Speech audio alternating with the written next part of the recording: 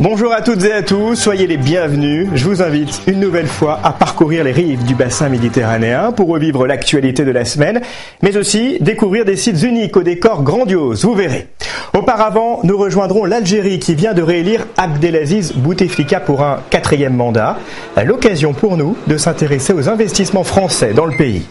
Je vous emmènerai ensuite en Espagne pour remonter la filière de la production des fraises, des fruits vendus bien moins chers qu'en France. Alors, comment est-ce possible ? La guerre des fraises, c'est à voir dans ce magazine. Puis nous partirons ensemble visiter la tour de Pise, célèbre pour son inclinaison. Ce monument attire des millions de touristes chaque année et pourtant, cette spécificité architecturale était loin d'être voulue. Nous revivons son histoire étonnante, vous verrez. Mais avant cela, revenons sur l'actualité de la semaine, la libération d'Édouard Elias, Didier François, Pierre Torres et Nicolas Hénin. Après 10 longs mois de captivité, ces ex-otages français ont retrouvé leurs proches. C'était dimanche dernier sur le tarmac de l'aérodrome militaire de Villacoublay, où leur avion parti de Turquie les avait déposés. Retour sur une libération attendue avec Malika Katala et Marie Perrin. À travers les hublots, on distingue les visages de Didier François et Édouard Elias, le pouce levé à bord du Super Puma de l'armée de l'air, le plus méditerranéen des ex-otages, vient d'apercevoir ses parents qui l'attendent sur le tarmac de l'aéroport militaire en région parisienne. Un moment d'intense émotion pour le jeune photographe originaire du Gard et ses compagnons de captivité. Les premiers mots et les premiers gestes depuis leur libération. Je savais que vous étiez là et que vous n'aviez pas lâché. Lundi, 24 heures après l'émotion de ces retrouvailles avec leur famille, le Benjamin des ex-otages et Didier François sont retournés sur leur lieu de travail à Paris. Ils ont retrouvé les studios d'Europe 1 pour y raconter les détails de leur quotidien éprouvant. Au micro de la station de la rue François 1er, Édouard Elias et son confrère sont revenus sur ces difficiles conditions de détention. Comment vous avez été traité, vous, pendant ces 10 mois, Édouard Elias ? Ça aurait pu être pire. Y a eu des hauts et des bas. Mais on revient en bonne santé. On peut marcher. On est en bonne santé et c'est l'essentiel. À seulement 23 ans, le photographe gardois a montré une résistance et une imagination très utiles pour passer le temps pendant sa captivité. Avec un coupe-ongle, il a découpé les pièces d'échecs et d'ailleurs il a réussi à les ramener, les pièces d'échecs. Je les ai là sur moi. Édouard Elias et Didier François avaient été enlevés dans le nord de la Syrie, à Marea, le 6 juin 2013. 2 semaines plus tard, Nicolas Hénin et Pierre Torres disparaissaient à Raqqa. Les 4 hommes ont été déplacés à une dizaine de reprises par leurs ravisseurs, un groupe djihadiste créé en 2013, principalement composé de combattants étrangers. L'État islamique en Irak et au Levant. À la grande surprise des otages, certains de leurs ravisseurs parlaient français. On avait clairement la présence de personnes qui se présentaient comme des djihadistes parmi les ravisseurs, qui parlaient très bien des langues étrangères, dont le français. Des Français partis en Syrie combattre aux côtés de groupes djihadistes. Le chef de la diplomatie française, Laurent Fabius, a estimé leur nombre à près de 500. Alors on vient de l'entendre à l'instant, certains geôliers parlaient français, de quoi interpeller, un constat qui inquiète les autorités. Depuis l'Institut du monde arabe cette semaine, François Hollande a promis que la France prendra toutes les mesures pour dissuader, empêcher et punir celles et ceux qui seraient tentés par le djihad. On l'écoute. La France déploiera tout un arsenal en utilisant toutes les techniques, y compris la cybersécurité, mais aussi les techniques humaines qui consistent tout simplement à parler, à aller chercher dans les familles un certain nombre d'alertes qui nous permettent ensuite d'intervenir. Et pour endiguer ce phénomène, un plan gouvernemental a été présenté. Objectif, mettre un terme au départ de jeunes Français en direction de la Syrie, des hommes, mais aussi, vous allez le voir, de jeunes femmes. Ils ont quitté leurs parents, leurs femmes et leurs enfants pour combattre en Syrie. Comment empêcher ces centaines de Français de rejoindre les combattants islamistes ? Parmi eux, une vingtaine de mineurs. C'est le cas de Sarah, 17 ans, partie il y a 1 mois et demi. Ses proches n'ont rien vu venir. Elle nous a beaucoup parlé, elle parlait d'humanitaire, elle n'était pas insensible à tout ce qui se passait là-bas. Mais après, non, pas une fois on a entendu le mot djihad ou le mot arme. Depuis qu'elle est partie, je laisse quand même des messages, des textos, je laisse des messages vocaux en me disant que je veux qu'elle m'appelle, je veux comprendre, elle me manque, que c'est pas possible, quoi. Elle m'a laissé un vide total. Des familles souvent perdues qui à chaque fois décrivent une radicalisation rapide, principalement sur des sites internet qui appellent au djihad, avec des techniques d'endoctrinement proches de celles des sectes.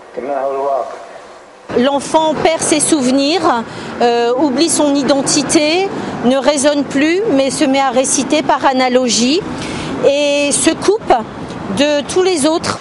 Le gouvernement entend donc désormais mieux surveiller les sites internet, mais aussi rétablir les autorisations de sortie du territoire pour les mineurs, car la plupart sont jusque-là partis en Syrie via la Turquie, en bus ou en avion sans aucune difficulté. Autre mesure, engager une campagne de prévention et mieux accompagner les familles. Elle pourrait désormais signaler à une structure spécialisée tout comportement suspect. Des mesures attendues. Encore faut-il que les familles détectent à temps une éventuelle radicalisation, car la plupart confient n'avoir rien soupçonné avant le départ de leurs proches pour la Syrie. En Algérie, l'élection présidentielle a eu lieu la semaine dernière. Sans surprise, Abdelaziz Bouteflika a été réélu officiellement avec plus de 81% des voix. Âgé de 77 ans et affaibli par la maladie, le président algérien qui a voté en fauteuil roulant entame donc un 4e mandat. Son principal adversaire, Ali Benflis, a pour sa part affirmé qu'Abdelaziz Bouteflika avait décidé lui-même des résultats de l'élection présidentielle. L'Algérie, où la France vient d'être dépassée par la Chine en matière de présence économique. Sur place, les investissements sont relancés. Franck Genozo, Chloé Cormery, reportage. Dans les rues d'Alger, il est l'exemple le plus éclatant du Made in France en Algérie. Le tramway inauguré il y a 3 ans, fabrication 100% française. On est sur les mêmes technologies, quasiment le même tramway qu'à Paris, avec des rames que vous retrouvez sur les lignes T2, T3 du métro de Paris. Et la comparaison ne s'arrête pas là, puisque le réseau est géré par la RATP, comme à Paris. Pascal Garé en est le patron en Algérie, et pour lui, l'histoire commune des deux pays offre beaucoup d'atouts au moment de signer des contrats. Le premier avantage, c'est la proximité. Le deuxième avantage, c'est qu'on parle la même langue. La chimie prend facilement. Et le marché potentiel est impressionnant. Riche de son pétrole, l'État algérien veut construire 17 tramways supplémentaires à travers le pays. On dit ici de l'administration algérienne qu'elle est aussi tortueuse et engorgée que les rues d'Alger. Savoir s'y prendre est un talent que monnaie Nadia Mehdi. Ça paraît lourd quand on arrive de l'étranger, puis c'est vrai qu'on se dit, mon Dieu, 6 extraits de naissance à fournir, 6 extraits de casier judiciaire, c'est plus de patience avant tout et beaucoup de dossiers à fournir. Cette franco-algérienne née à Lille dénoue les situations les plus délicates pour les entreprises françaises qui souhaitent s'installer ici. Ce client a sauté le pas il y a 4 ans avec ses importations de céramique. On ne peut pas mettre 6 mois, 1 an à monter une boîte. Non, parce que ce qu'on veut, c'est travailler tout de suite. Lui aussi est franco-algérien, a grandi en région parisienne, heureux de voir que son retour a été bien vu par les autorités. Un autre atout, dit-il. Et les gens pensent que tous les Algériens veulent partir de l'Algérie, mais je ne pense pas que ce soit le cas. Mais quand même, ça les motive de voir que quelqu'un de l'extérieur vienne travailler avec eux. Lui envisage de lancer bientôt une nouvelle entreprise, de créer des emplois, comme une passerelle qui se renforce entre les deux rives de la Méditerranée. Et puisque l'on parle d'économie, venons-en à cette guerre des fraises qui trouve son origine en Espagne. Des barquettes étaient récemment vendues 80 centimes d'euros dans plusieurs grandes surfaces, vous l'avez peut-être remarqué. Un prix bien en dessous des productions françaises. Une question alors, comment est-ce possible? Nous avons remonté la filière pour tenter de comprendre. C'est le grand angle de ce magazine. Les fraises sont de retour en magasin et cette année, elles reviennent à prix cassé. Dans ce supermarché qui a refusé de nous accueillir sur le sujet, les fraises espagnoles sont vendues 80 centimes la barquette. Une offre qui attire les foules et des fraises espagnoles qui viennent directement concurrencer les fraises françaises, beaucoup plus chères. Alors que les fraises espagnoles ne coûtent qu'1,50 € le kilo, les fraises françaises de même catégorie se vendent à 7,96 €. C'est 5 fois plus cher. Mais comment expliquer une telle différence de prix ? Les producteurs français accusent. Moi, je constate aujourd'hui, je dis qu'à ce prix-là, c'est pas possible. Il y a une erreur quelque part. Soit que le producteur, franchement, il casse les prix, ou soit que la distribution, vend en dessous du prix qu'elle a touché. qui est illégal. Ce qui est illégal, tout à fait. Nous avons contacté le supermarché qui affirme qu'il ne s'agit pas de vente à perte et d'y profiter des prix bas des producteurs espagnols. Nous décidons alors de remonter la trace de notre barquette de fraises, direction Huelva, au sud de l'Andalousie. Sous ces bâches de plastique qui s'étendent à perte de vue, se cache ce que l'on appelle l'or rouge, des tonnes de fraises qui font vivre toute la province. Critiqués pour leur agriculture intensive, accusés de concurrence déloyale, la plupart des producteurs ont refusé notre caméra, parfois de façon violente. Je vous dis de pas filmer ici, tu ranges ta caméra. Pourquoi ? Je ne veux pas que tu filmes. Tu veux que je la casse ta caméra ? Finalement, seul Francisco Garrido accepte de nous recevoir. Il ne fournit pas les grandes surfaces françaises, mais vend le même type de barquettes dans d'autres pays d'Europe. Dans son usine, ce producteur de père en fils nous révèle l'une des recettes de la fraise pas chère. Ici, on conditionne 70 000 à 80 000 kilos de fruits par jour. Et c'est quoi le secret pour produire moins cher ? Produire énormément. Il y a peu de pays qui produisent autant que nous. Des produits conditionnés, plantés et récoltés par une main-d'œuvre qui travaille à bon prix. 6 € de l'heure, 1,50 € de moins que le SMIC français. C'est le salaire légal dans les champs, l'un des plus bas de toute l'Espagne. Au final, Francisco Garrido arrive à casser les prix. Il vend ses fraises au magasin, 1,10 € le kilo. En ajoutant 20 centimes de frais de transport, la grande distribution paye donc autour d'1,30 € le kilo de fraises. Une course au prix bas que même ces producteurs espagnols commencent à dénoncer. Les prix de la grande distribution, pour nous, c'est désastreux. On ne veut pas non plus que le consommateur paye ses fraises à un prix démesuré, mais il faut trouver un juste prix pour qu'on puisse se rémunérer et payer les travailleurs pour fonctionner.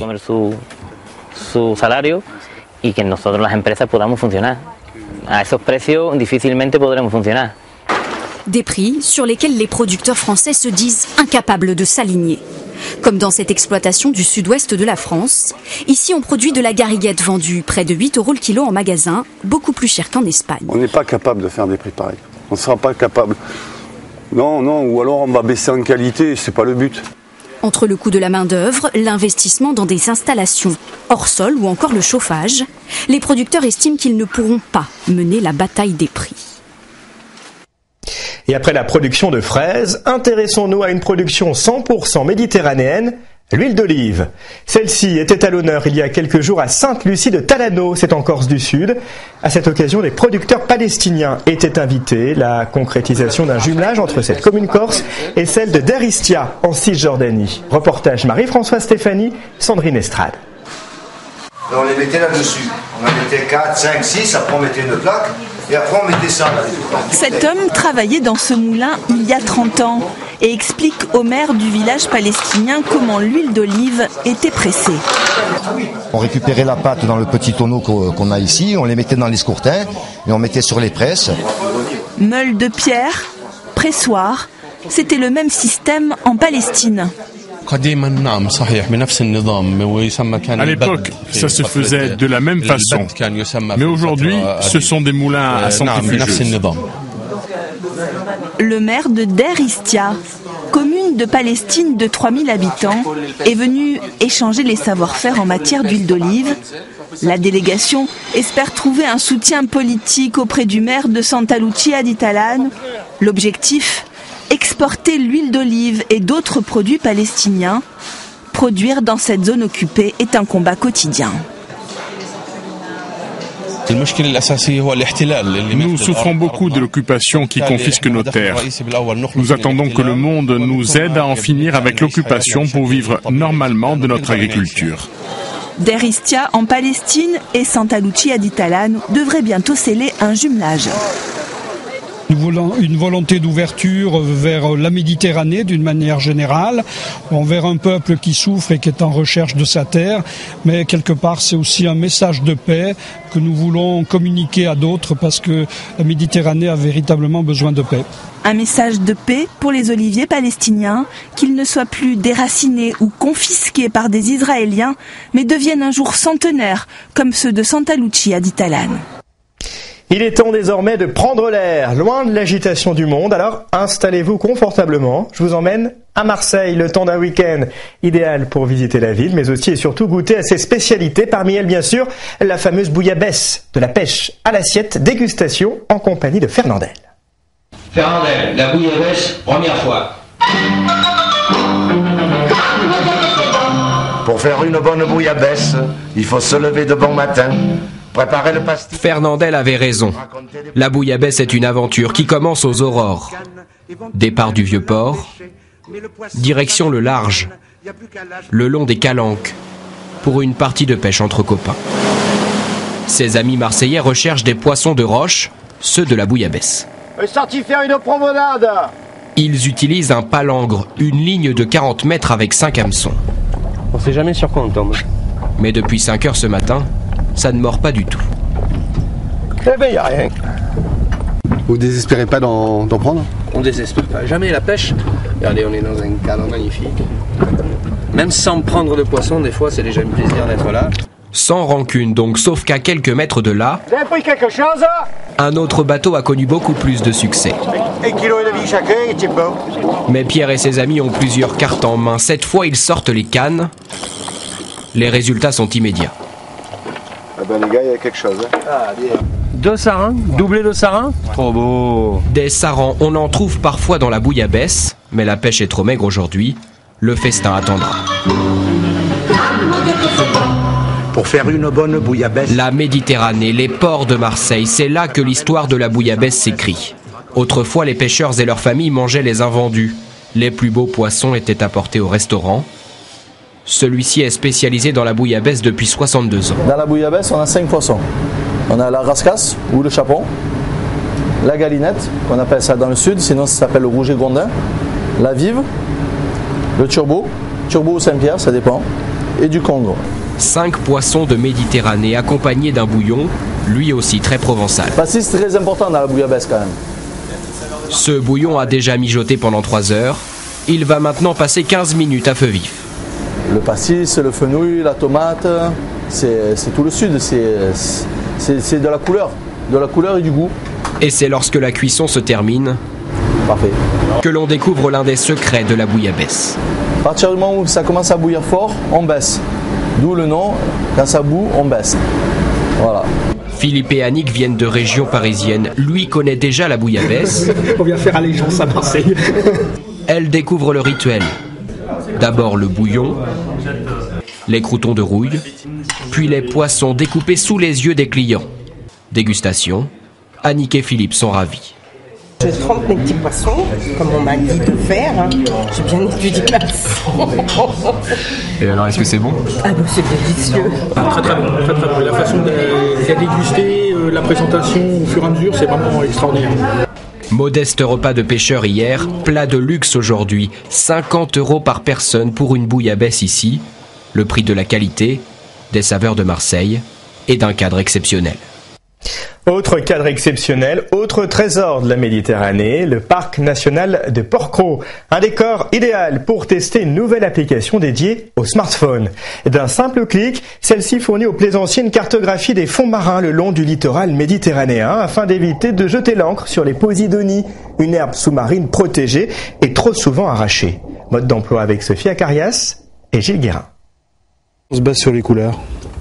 Donc la première chose à dire, on aime bien le turquoise et c'est généralement là qu'il y a du sable et qu'on met l'encre. Monsieur a la bonne technique, mais tous les plaisanciers ne sont pas aussi précautionneux. Chaque année, en Méditerranée, la posidonie est victime des encres marines. Pourtant, cette espèce protégée est un enjeu pour notre littoral. Les poissons vont venir se reproduire, vont venir aussi s'alimenter, il y a un rôle de nutrition. Ça va également jouer un rôle de protection des littoraux, c'est-à-dire que la posidonie va diminuer l'influence des vagues et donc ça va permettre de stabiliser les cordons littoraux. Et c'est une application pour smartphone appelée Donia qui pourrait sauver nos côtes. Sur la tablette, le plaisancier est géolocalisé. Lorsque l'on peut jeter l'ancre, l'icône du bateau est verte. Lorsque c'est déconseillé, elle est rouge. Et surtout, ne parlez pas de gadget à son concepteur. Ça fait 10 ans qu'on fait de la cartographie. On a vraiment eu le temps de voir l'impact des ancres de bateaux sur l'herbier. Les dégradations sont vraiment majeures pour un écosystème qui est fondamental. Donc non, je pense qu'on n'est pas du tout sur un gadget, mais sur quelque chose qui est très important pour essayer d'améliorer la situation, l'état de santé des herbiers de Posidonie en Méditerranée. Tellement important que les agents du parc national de Porquerolles se sont même formés à l'utilisation simple d'Odonia. Donc là on est repassé sur du sable en fait, on est sur les clochettes, donc je pourrais jeter mon ancre sans impact. Dès cet été, ils seront équipés de tablettes.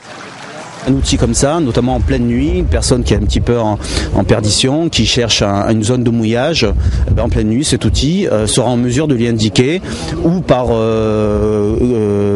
vent, de pouvoir lui indiquer les zones susceptibles de l'accueillir sans être dommageable pour la Posidonie.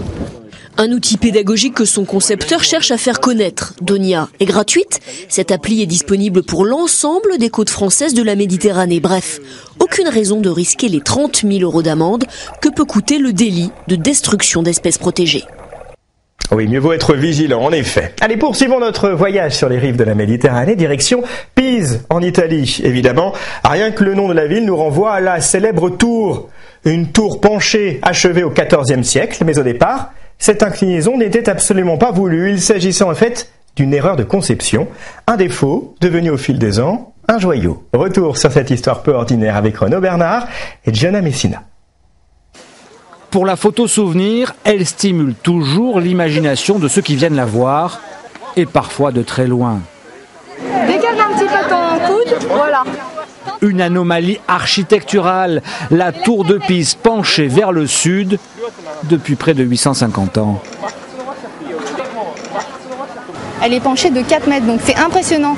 On arrive en fait dans la tour, sur le sol, et on est déjà déstabilisé. 56 mètres de hauteur d'un côté, un tout petit peu moins de l'autre, c'est l'effet penché. Allez, rentrez. Et une montée inconfortable. Au fil des 293 marches, la gravité vous attire irrémédiablement vers le bas.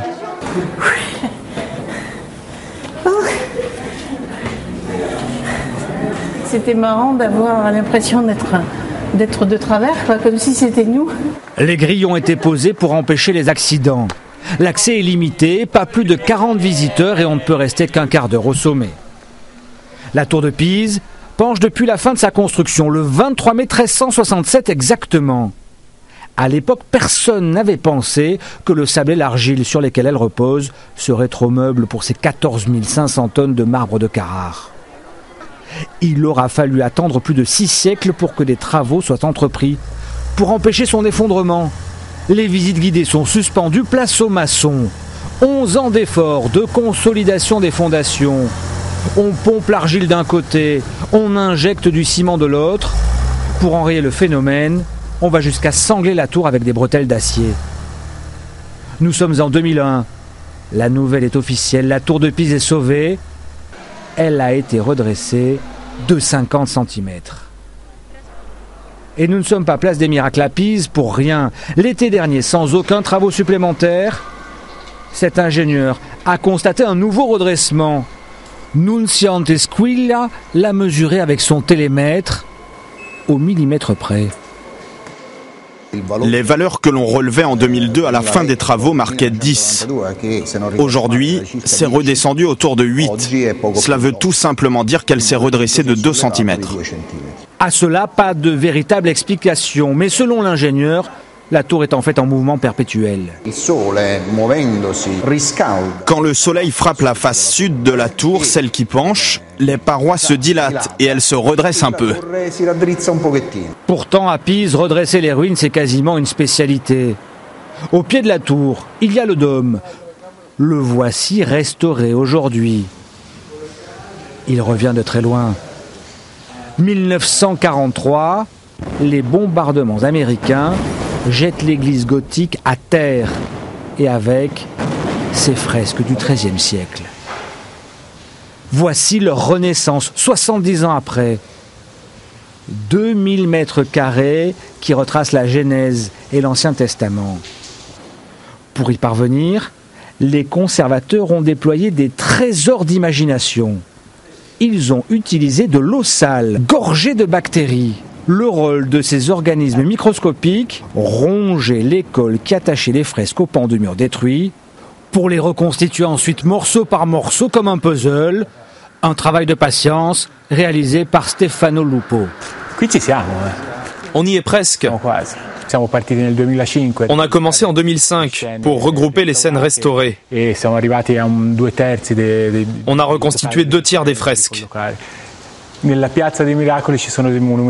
Ici, place des Miracles, il y a beaucoup de très beaux monuments, mais c'est la tour qui attire tout le monde. La tour de Pise, une locomotive pour tous les trésors de la ville tout autour. Elle attire chaque année plus de 2 millions de visiteurs. En Italie toujours, le pape François s'apprête ce dimanche à faire saint 2 de ses prédécesseurs. C'est à Rome, devant des centaines de milliers de fidèles et des centaines de millions de téléspectateurs, que le premier pape latino-américain de l'histoire canonisera sur la place Saint-Pierre Jean XXIII et Jean-Paul II. Et des musulmans, des anglicans, des orthodoxes et des juifs seront présents. Les célébrations religieuses commenceront dès ce samedi soir avec des nuits blanches de prière. Un événement à vivre sur France Télévisions tout ce week-end. Revenons sur les côtes françaises au beau milieu de la Camargue, un décor grandiose choisi par Vincent Niclot pour son nouveau clip. Le chanteur lyrique a investi Sainte-Marie-de-la-Mer pour rendre hommage au bel canto et à Luis Mariano. Rencontre signée Jean-Manuel Bertrand et Gaël Cara. Célia, énorme bise, même si tu n'en as pas fait une. Entre 2 séances d'autographes, la nouvelle coqueluche du chant lyrique tourne un clip vidéo sur la plage de Piémençon en Camargue.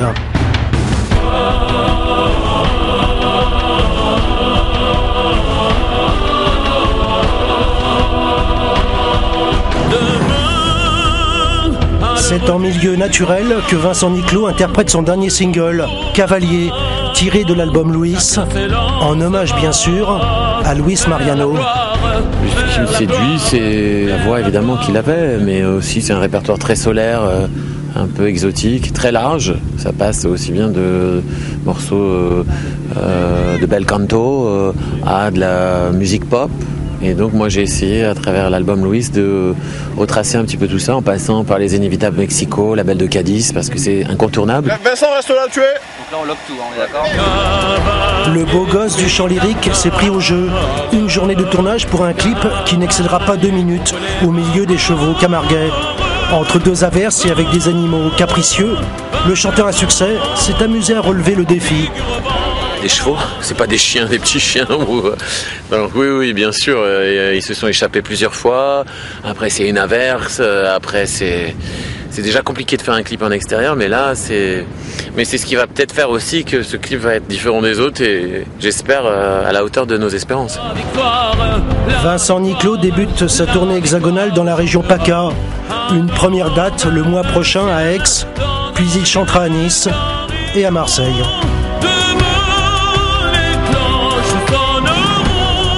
Et gardons le rythme pour refermer cette édition en compagnie de José Uliat. À quelques jours de la Journée internationale de la danse, il a assuré une chorégraphie originale mélangeant le flamenco et la danse contemporaine au musée Reina Sofia de Madrid avec, en toile de fond, Guernica, l'un des tableaux les plus célèbres de Pablo Picasso. On se quitte sur ces belles images. Prochain voyage sur les rives du bassin méditerranéen la semaine prochaine, ici même. Très bon week-end.